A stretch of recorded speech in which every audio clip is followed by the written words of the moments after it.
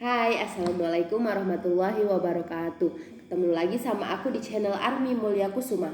Nah, di video kali ini aku akan membahas tentang salah satu aliran sastra yang terdapat di karya sastra dekade tahun 80-an. Nah, pada kali ini saya memilih karya sastra dari salah satu sastrawan wanita Indonesia yang terkenal melalui karyanya yang sangat feminisme, yaitu N. Hadini. Nah, karyanya yang saya pilih yaitu Pada Sebuah Kapal. Nah, Pada Sebuah Kapal ini merupakan salah satu novel karya N. Hadini ya dalam dekade tahun 70-an. Novel ini telah mengalami 3 kali cetak oleh penerbit yang sama, yaitu Duta Pustaka Jaya, Dunia Pustaka Jaya, yaitu Jakarta. Cetakan pertama diterbitkan pada tahun 1973, cetakan kedua tahun 1976, dan cetakan ketiga tahun 1979. Nah, mulai tahun 1985 novel itu diterbitkan oleh Gramedia. Pada tahun 1990, Gramedia telah menerbitkan buku itu untuk ketiga kalinya. Novel Pada Sebuah Kapal terdiri atas 2 bagian yang satu sama lainnya itu tidak merupakan satu kesatuan, tetapi saling mendukung dan memperjelas alasan peristiwa atau sifat-sifat tokoh pada bagian yang lain.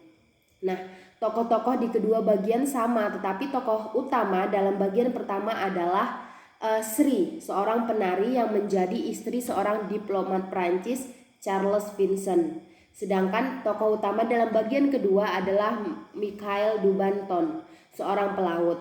Nah, alur kedua bagian novel itu berbeda sekali.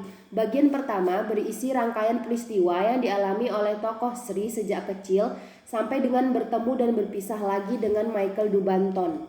Sedangkan bagian kedua berisi rangkaian peristiwa yang dialami oleh Michael Dubanton sejak kecil sampai bertemu dan berpisah lagi dengan tokoh Sri. Kemudian, sejak terbit pertama kali, Pada Sebuah Kapal telah mendapat tanggapan dari berbagai pihak. Sebagai contoh, Haji Zain menanggapi novel Pada Sebuah Kapal dengan mengatakan novel tersebut merupakan pemberontakan atas kungkungan nilai-nilai pernikahan dengan melepaskan segala ikatan warna dan bangsa serta cara perkawinan yang membuat manusia yang menciptakan nilai-nilai itu merasa tidak berbahagia gitu. Jadi Pada Sebuah Kapal ini berisi tentang pemberontakan untuk mencari kebebasan, khususnya kebebasan kaum perempuan. Nah, lain lagi dengan pendapat H.B. Yasin yang menyatakan bahwa tokoh Sri dalam novel itu telah menemukan eksistensi dirinya sebagai orang yang merdeka, berkehendak dan juga bertindak. Ia bebas dari kekerasan dan kemarahan suaminya yang terus-menerus, serta penghinaan-penghinaan yang menimpa dirinya. Nah, tanggapan Alphonse langsung pada sasarannya, yaitu selama ini pengarang merasa kecewa dengan sikap suaminya, dan kekecewaan itu ditransformasikan dalam sikap dan perilaku tokoh Sri dalam novel itu. Jadi, pendapat itu mengesankan novel itu sebagai sarana penyampaian unek-unek. Nah, Zulfikar berpendapat bahwa Sri dalam novel Pada Sebuah Kapal berbuat serong kepada suaminya. Charles Vincent tidak menghargainya sebagai manusia. Pendapat Profesor Tiu juga ditujukan langsung kepada pengarang bahwa Dini dengan karyanya antara lain Pada Sebuah Kapal memperlihatkan wanita Jawa yang sederhana.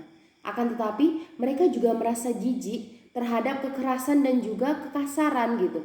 Semua pendapat tampaknya berdiri di belakang pengarang tanpa ada yang mengkritik sikap atau tindakan tokoh Sri dalam novel itu. Hal itu dapat dimengerti karena para pemberi pendapat itu semua pria yang sekurang-kurangnya melambangkan kepeduliannya pada hak asasi kaum perempuan. Buku dan media massa yang telah membicarakan atau menyebut novel Pada Sebuah Kapal di dalamnya antara lain tokoh wanita dalam novel Indonesia tahun 1920 sampai 1980-an karya Anita dan kawan-kawan. Pada Sebuah Kapal N.H. Dini. Berita Buana 1 Januari 1975 tulisan N.H. Dini. Air Mata untuk Pada Sebuah Kapal. Kompas 9 Agustus 1974 tulisan Alfon Taryadi, Sastra Baru Indonesia. 1 1980 karya Profesor Atiu, Sastra Modern Indonesia. 1989 Pustaka Jaya karya Profesor Atiu, dan Pada Sebuah Kapal Berita Buana 31 Oktober 1973. Nah, judul Pada Sebuah Kapal sangat erat kaitannya dengan peristiwa yang khusus terjadi pada tokoh utama wanitanya yang bernama Sri. Di kapal itu, Sri telah menemukan kebebasan dari kungkungan, kemarahan, kekejaman, dan juga kekerasan suaminya, terlepas dari nilai etika sebagai seorang istri dan juga seorang perempuan yang telah dipesankan oleh ibunya sejak Sri masih gadis. Nah, di dalam kapal itulah Sri telah mendemonstrasikan tuntutannya tentang hak manusia, khususnya kaum perempuan. Menurut falsafahnya, Sri selingkuh untuk mengejar kebebasan dengan mengorbankan kesucian dirinya. Sebagai seorang istri, ia selingkuh dengan seorang pelaut yang telah mempunyai istri dan juga seorang anak.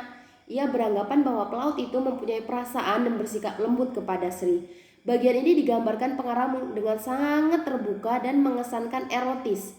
Keterbukaan inilah mungkin yang menarik banyak minat sehingga buku itu menjadi tenar dan banyak tanggapan.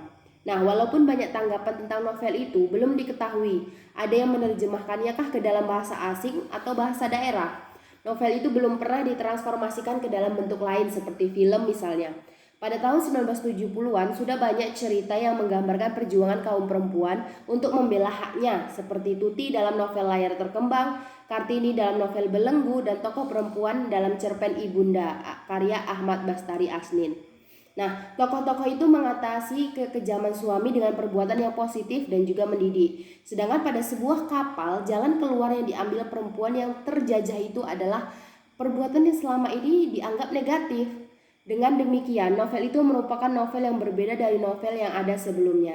Nah, jadi saya dapat menarik kesimpulan bahwa aliran pada novel ini yaitu aliran naturalisme, di mana penulis berusaha menggambarkan suatu realitas secara jujur, bahkan cenderung berlebihan dan terkesan jorok. Nah, hal ini kita temui di review sebelumnya kan. Nah, seperti pada petikan sinopsis novel pada suatu hari, yaitu pelaut bernama Michael Dubanton itu memiliki karakter berbanding terbalik dengan suaminya Sri. Sri sangat mengagumi sifat tersebut dan terus membandingkannya dengan karakter suaminya. Keduanya pun melampiaskan kejenuhan pertikaian rumah tangga masing-masing dalam hubungan seksual intens selama perjalanan di kapal. Pada petikan sinopsis itu penulis dengan terang-terangan menggambarkan perselingkuhan itu hingga ke hubungan intim yang sebenarnya sangat tidak pantas untuk diceritakan. Namun itulah aliran naturalisme. Semua kisahnya dibuat senatural mungkin dan sejujur mungkin tanpa ada tabir penghalang kebebasan mengeksplorasikan kisah. Walaupun itu termasuk mengenai hubungan intim sekaligus. Nah, itu tadi pembahasan mengenai karya sastra di dekade 80-an dan saya memilih karya dari N. Harini. Semoga bermanfaat dan juga bisa menjadi motivasi bagi teman-teman. Saya akhiri, wassalamualaikum warahmatullahi wabarakatuh.